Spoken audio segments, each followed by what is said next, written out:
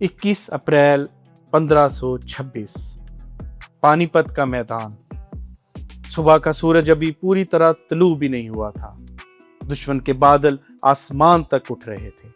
हाथियों की धाड़ें, घोड़ों की टापें और 1 लाख से ज्यादा सिपाहियों की मौजूदगी जमीन को लरजा रही थी। मैदान के एक तरफ दिल्ली का सुल्तान खड़ा था और उसके पास दौलत थी, ताकत थी, फौज थी, हाथी थे और हिंदुस्तान की सबसे बड़ी सल्तनत थी। दूसरी तरफ एक ऐसा शख्स खड़ा था जिसने अपनी जिंदगी का बड़ा हिस्सा शिकस्तों में गुजारा था, जिसने कई बार अपना तख्त खोया था, जिसने कई बार जलावतनी देखी थी, जिसके पास ना हाथी थे ना इतनी बड़ी फौज। उसका नाम था बाबर। अगर उस वक्त कोई तमाशाई मैदान में मौजूद होता तो शायद एक ही नतीजा निकलता, आज बाबर मरने वाला है।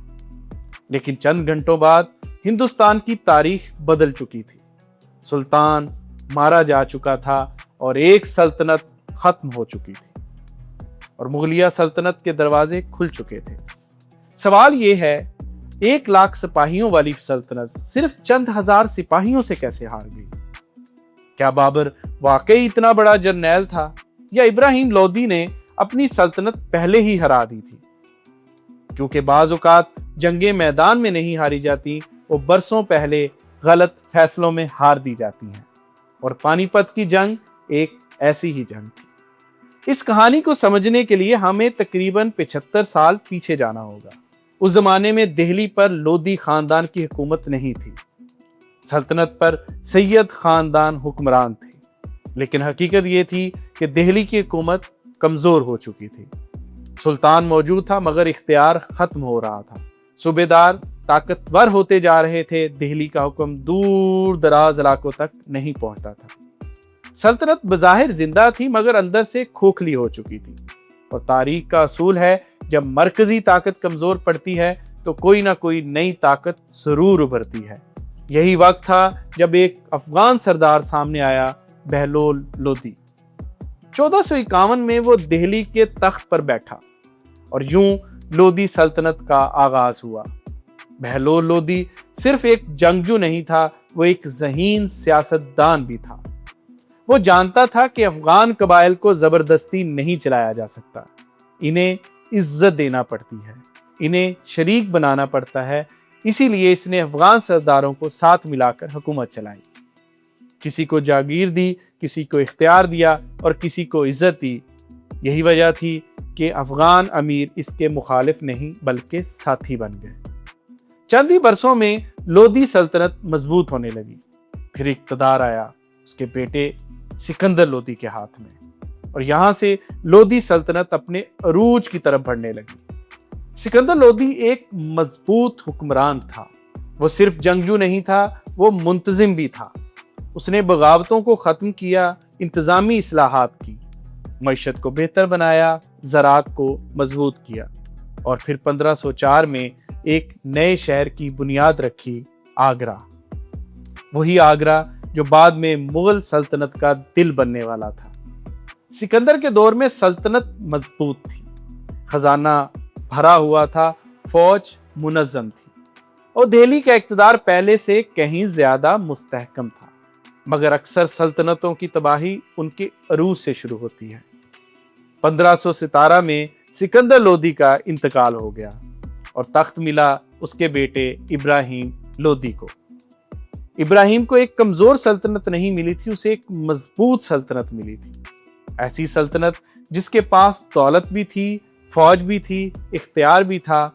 मगर मसला ये था कि इब्राहिम अपने बाप जैसा नहीं था। वो बहादुर जरूर था मगर बर्दाश्त कम रखता था। वो ताकतवर जरूर था मगर शक्की मिजाज था और यही चीज बाद में उसकी सबसे बड़ी दुश्मन बनने वाली थी। सिकंदर लोदी के इंतकाल के फौरन बाद एक मसला खड़ा हो गया। जलाल खान, इब्राहिम का भाई। बाज़ अफगान अमीरों का ख्याल था कि सल्तनत में जलाल खान को भी हिस्सा मिलना चाहिए। वो इसे ज्यादा नर्म मिजाज समझते थे। कई लोगों का ख्याल था कि अगर कभी इब्राहिम नाकाम हुआ तो जलाल खान बेहतर मुतबादिल साबित हो सकता है। ये बात इब्राहिम के कानों तक पहुंच गई। पहले उसने नजरअंदाज किया, फिर परेशान होना शुरू हुआ। پھر شک پیدا ہوا اور پھر وہی ہوا جو اکثر خوفزدہ حکمران کرتے ہیں، انہوں نے خطرے کو ختم کرنے کا فیصلہ کیا۔ کنوج میں جلال خان کی حیثیت مسلسل مضبوط ہو رہی تھی، اس کے گرد لوگ جمع ہو رہے تھے، کچھ امیر اس سے خفیہ رابطے میں تھے اور دربار میں سرگوشیاں بڑھ گئی تھیں۔ اگر ابراہیم ناکام ہو گیا تو جلال موجود ہے۔ یہ جملہ ابراہیم کو راتوں کو جگانے لگا۔ اب اسے ہر طرف سازش نظر آنے لگی، ہر ملاقات میں خطرہ نظر آتا تھا، ہر مشورے میں بغاوت نظر آتی تھی۔ پہلے جلال خان کو اطاعت کا حکم دیا گیا، پھر دباؤ ڈالا گیا، پھر اسے محدود کرنے کی کوشش کی گئی، مگر اعتماد ختم ہو چکا تھا۔ آخرکار جلال خان گرفتار ہوا اور کچھ عرصہ بعد اسے قتل کر دیا گیا۔ اس دن صرف ایک شہزادہ نہیں مرا تھا، اس دن افغان اشرافیہ کا اعتماد بھی مر چکا تھا۔ اب ہر امیر کے دل میں ایک سوال تھا، اگر سلطان اپنے بھائی کو نہیں چھوڑ سکتا تو ہمیں کیوں چھوڑے گا؟ یہی وہ لمحہ تھا جہاں سے ابراہیم لودھی نے اپنی سلطنت کھونا شروع کر دی۔ جو کہ جلال خان کی موت کے بعد دربار خاموش ضرور تھا، مگر یہ اطاعت کی خاموشی نہیں تھی، یہ خوف کی خاموشی تھی۔ اور تاریخ گواہ ہے، جب حکمران کے گرد خوف بڑھنے لگے تو بغاوت پیدا ہونے میں زیادہ وقت نہیں لگتا۔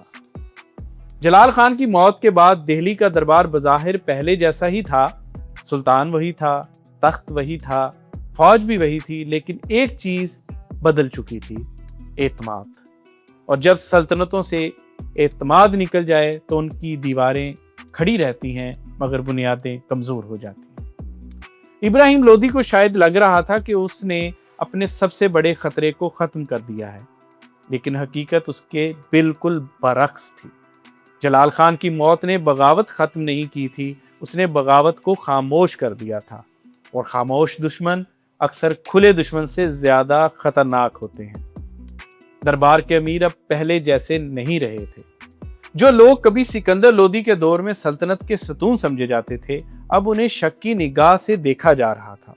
جاگیریں واپس لی جا رہی تھیں، اختیارات کم کیے جا رہے تھے، بزرگ سرداروں کی جگہ نوجوان درباری آ رہے تھے، اور افغان سردار اس قسم کی حکومت کے عادی نہیں تھے۔ افغان نظام کی بنیاد ہی باہمی احترام پر تھی۔ وہ خود کو سلطان کا غلام نہیں سمجھتے تھے، وہ خود کو سلطنت کا شریک سمجھتے تھے۔ لیکن ابراہیم لودھی اس فرق کو سمجھنے میں ناکام رہا، اور اس کی سب سے بڑی قیمت اسے پنجاب میں ادا کرنا پڑی۔ پنجاب اس دور کا صرف ایک صوبہ نہیں تھا، یہ دہلی سلطنت کا دروازہ تھا۔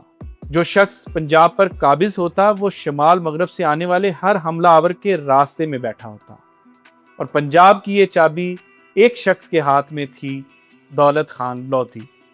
دولت خان لودھی کوئی عام صوبے دار نہیں تھا، وہ لودھی خاندان کے طاقتور ترین افغان سرداروں میں شمار ہوتا تھا۔ سالوں سے پنجاب اس کے زیر انتظام تھا، اس کا اثر رسوخ اتنا تھا کہ بعض علاقے میں لوگ دہلی کے سلطان سے زیادہ اسے جانتے تھے۔ مگر ابراہیم کو یہی چیز پسند نہیں تھی، وہ ہر طاقتور آدمی میں خطرہ دیکھنے لگا تھا، اور اب اس کی نظریں پنجاب پر تھیں۔ پہلے اختیارات محدود کیے گئے، پھر مداخلت بڑھائی گئی، اور پھر اسے دربار میں طلب کیا گیا۔ بظاہر یہ ایک معمول کا حکم تھا، مگر دولت خان سمجھ گیا تھا کہ دہلی میں اس کا استقبال عزت سے نہیں ہوگا۔ وہ جلال خان کا انجام دیکھ چکا تھا۔ وہ جانتا تھا کہ ابراہیم شک کرتا ہے، اور جب شک اقتدار کے ساتھ مل جائے تو انصاف اکثر مر جاتا ہے۔ دولت خان نے دہلی جانے سے انکار کر دیا۔ یہ ایک معمولی انکار نہیں تھا، یہ بغاوت کی پہلی دستک تھی۔ لیکن اس وقت بھی وہ سلطان کو گرانا نہیں چاہتا تھا، وہ صرف خود کو بچانا چاہتا تھا۔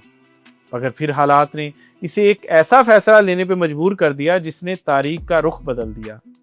اس نے سرحد کے اس پار نظر ڈالی، کابل، جہاں ایک شخص برسوں سے موقع کا انتظار کر رہا تھا، بابر۔ اور پھر دولت خان کی طرف سے ایک پیغام کابل روانہ ہوا، ہندوستان آؤ۔ یہ چند الفاظ تھے، مگر ان کے اثرات صدیوں تک محسوس کیے جانے والے تھے۔ اگر کہانی یہیں ختم ہو جاتی تو شاید ابراہیم لودھی پھر بچ جاتا۔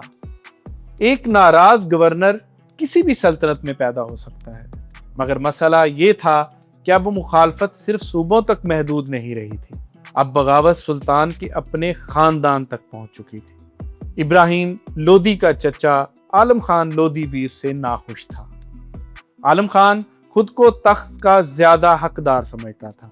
اس کا خیال تھا کہ ابراہیم نہ صرف سلطنت کو نقصان پہنچا رہا ہے بلکہ لودھی خاندان کے مستقبل کو بھی خطرے میں ڈال رہا ہے۔ شروع میں اختلاف تھا، پھر ناراضی ہوئی اور پھر ناراضی بغاوت میں بدل گئی۔ عالم خان نے اپنی قسمت آزمانے کی کوشش کی مگر ناکام رہا۔ ابراہیم کی فوج نے اسے شکست دے دی، وہ جان بچا کر بھاگا اور آخرکار وہ بھی کابل پہنچ گیا۔ یہ وہ لمحہ تھا جہاں حالات خطرناک ہونا شروع ہوئے، کیونکہ اب بابر کے پاس صرف ایک دعوت نہیں تھی، اب اس کے پاس دو طاقتور اتحادی تھے، دولت خان لودھی اور عالم خان۔ ایک پنجاب کا دروازہ کھول سکتا تھا اور دوسرا دہلی کے اندر کی خبریں دے سکتا تھا۔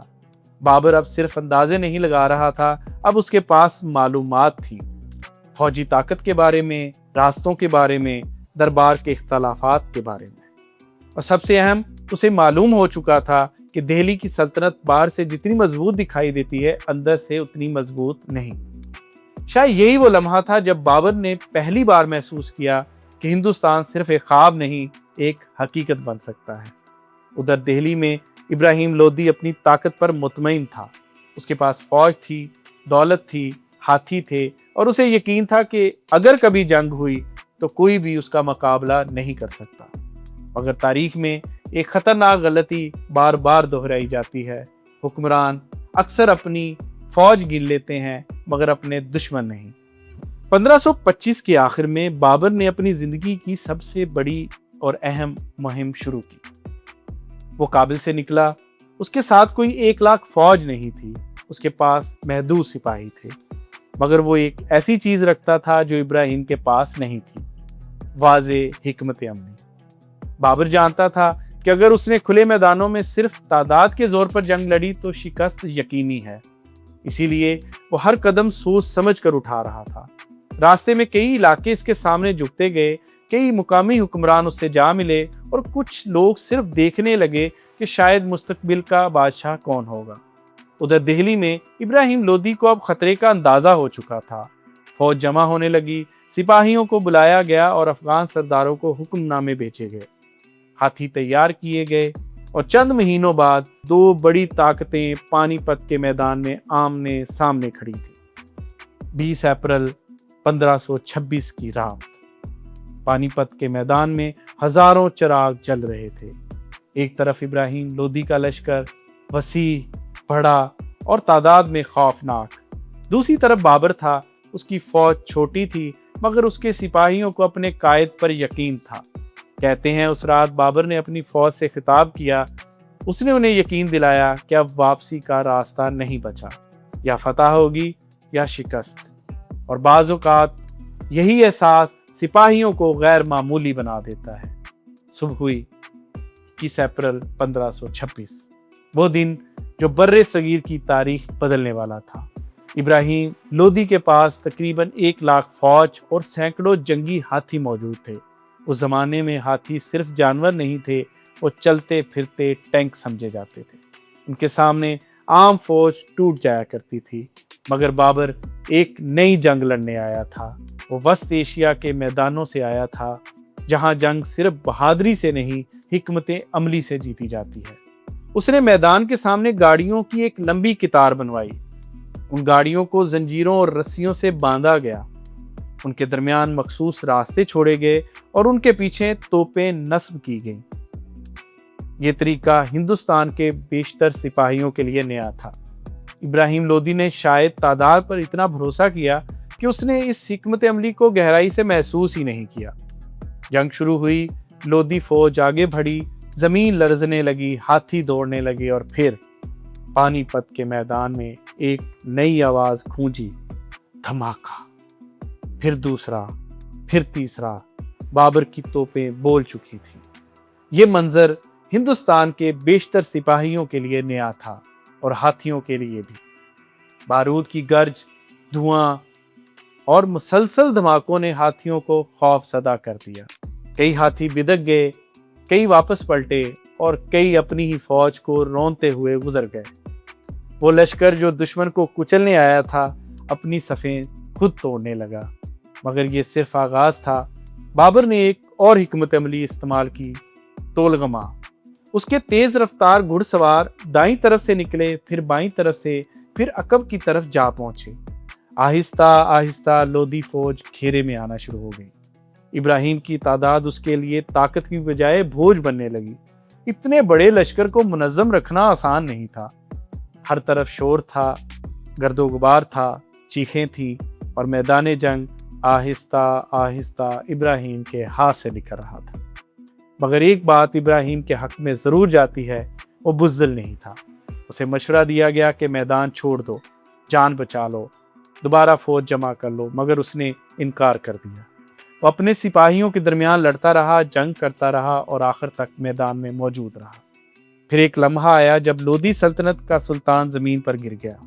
ابراہیم لودھی مارا جا چکا تھا۔ اس کے ارد گرد ہزاروں لاشیں پڑی تھیں، اور ان لاشوں کے درمیان ایک سلطنت بھی دفن ہو رہی تھی۔ چند گھنٹوں میں سب کچھ ختم ہو گیا۔ 75 سالہ لودھی سلطنت تاریخ بن چکی تھی۔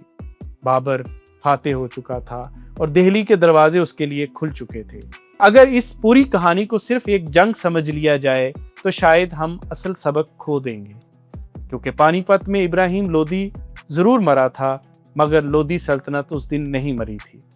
وہ اس دن مرنا شروع ہوئی تھی جب اعتماد ختم ہوا، جب بھائی بھائی سے ڈرنے لگا، اور جب امیر سلطان سے دور ہونے لگے تھے، جب پنجاب کا گورنر اپنے سلطان سے زیادہ ایک اجنبی فاتح پر اعتماد کرنے لگا تھا، اور جب ایک حکمران نے سمجھ لیا تھا کہ خوف وفاداری پیدا کر سکتا ہے۔ تاریخ نے ثابت کیا وہ غلط تھا۔ بابر نے پانی پت کی جنگ جیتی تھی، مگر پانی پت کی شکست ابراہیم لودھی نے خود اپنے ہاتھوں سے لکھی تھی، اور شاید اسی لیے 500 سال بعد بھی پانی پت صرف ایک جنگ کا نام نہیں، یہ طاقت، غرور، غلط فیصلوں اور ٹوٹتے ہوئے اعتماد کی کہانی ہے۔ کیونکہ دشمن ہمیشہ سرحد پار سے نہیں آتے، کبھی کبھی ہم خود ان کے لیے دروازے کھول دیتے ہیں۔